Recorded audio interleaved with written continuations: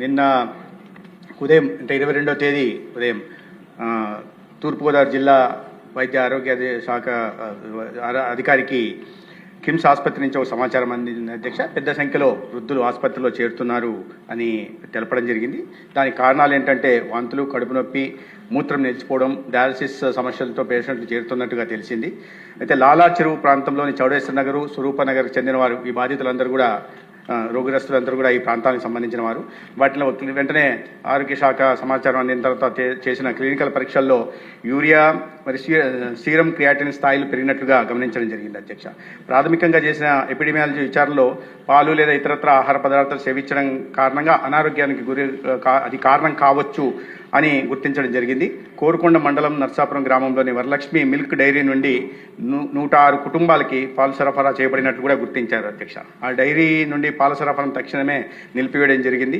అదేవిధంగా ఇప్పటి వరకు 12 మంది ఆసుపత్రిలో చేరారు, వివిధ ఆసుపత్రుల్లో. దాంట్లో 4 మరణాలు నమోదయ్యాయి అధ్యక్ష. 8 మంది ఆసుపత్రులు చేరి ఇప్పుడు చికిత్స పొందుతున్నారు. దాంట్లో 6 మంది ప్రమాదం నుంచి బయటపడ్డారు, 2 వెంటిలేటర్ మీద ఉన్నారు అధ్యక్ష. చాలా వరకు ఇక్కడ 60 నుంచి 82 సంవత్సరాల వయసు వాళ్ళు 10 మంది ఉంటే 2 చిన్నపిల్లలు ఉన్నారు అధ్యక్ష. వాళ్ళ 2 పిల్లలు కూడా రెయిన్బో ఆసుపత్రిలో ఉంటున్నారు, వెంటిలేటర్ మీద ఉంటున్న పరిస్థితులు అధ్యక్ష.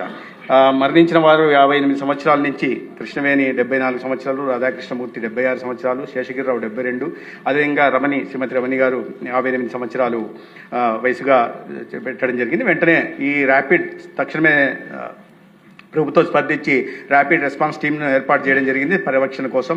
జనరల్ మెడిసిన్ నిపుణులు, మైక్రోబయాలజిస్టులు, శిశు వైద్య నిపుణులు, ఎపిడమియాలజిస్టులు దీంట్లో ఉన్నారు. అదేవిధంగా 14 ఫీల్డ్ సర్వీస్ టీమ్స్ నియామకాన్ని ఆ ప్రాంతాల్లో ఈ లాలా చెరువు ప్రాంతంలో ఉంటున్న స్వరూపనగర్, ఈ చౌడేశ్వర నగర్ సంబంధించిన వాటిల్లో 600 ముందు జాగ్రత్తగా 679 ఇళ్లలో సందర్శన చేయడం కానీ, హౌస్ సర్వే చేయడం, తర్వాత 957 కుటుంబాల స్క్రీనింగ్ కూడా చేయడం జరిగింది అధ్యక్ష. పాల సరఫరా పొందిన 106 కుటుంబాల నుండి కూడా రక్త నమూనాల సేకరణ కొనసాగుతోంది. ఆ లక్షణాలు ఉన్న వ్యక్తులను గుర్తించడం, చికిత్సకు రెఫరల్ చేయడము, వైద్య పర్యవేక్షణ, ప్రజలకు సూచనలు కూడా జారీ చేయడం జరుగుతోంది. ప్రభావిత ప్రాంతాల్లో అత్యవసర వైద్య శిబిరాలను ఏర్పాటు చేయడం జరిగింది. రాజమహేంద్రవరం మున్సిపల్ కార్పొరేషన్ మున్సిపల్ కమిషనర్ను వైద్య శిబిరాల నోడల్ అధికారి కూడా నియమించడం జరిగింది అధ్యక్ష.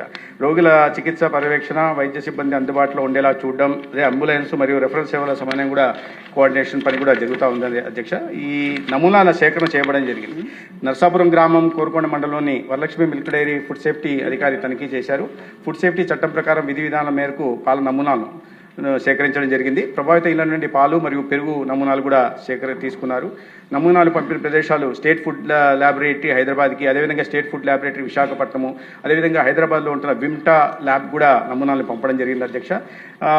ఈ మరణించిన వారిలో కృష్ణవేణి గారి కుమారుడైన తాడి సీతారామయ్య గారి ఫిర్యాదు మేరకు పోలీస్ స్టేషన్లో ఒక క్రిమినల్ కేసు కూడా నమోదు చేయడం జరిగింది. అదేవిధంగా అనుమానిత విక్రేత ఎవరైతే ఉన్నారో అతన్ని కూడా పోలీసులు అదుపులోకి తీసుకుని విచారణ చేస్తున్నారు. క్రూజ్ టీమ్స్, అదేవిధంగా ఫోరెన్సిక్ బృందాలు కూడా దర్యాప్తులో పాల్గొంటున్నాయి. పోస్ట్ మార్టం కూడా చేయడం జరిగింది అధ్యక్ష. మరణించిన వారి శరీరాన్ని, పార్థివ దేహాన్ని పోస్ట్ మార్టం అనంతరం నమూనాలను ప్రాంతీయ ఫోరెన్సిక్ ల్యాబ్ కూడా పంపబడుతుంది. ఈ పంపిణీ వ్యవస్థ మరియు ప్రభావిత వినియోగదారులు గుర్తించేందుకు దర్యాప్తు కూడా కొనసాగడం జరుగుతుంది అధ్యక్ష.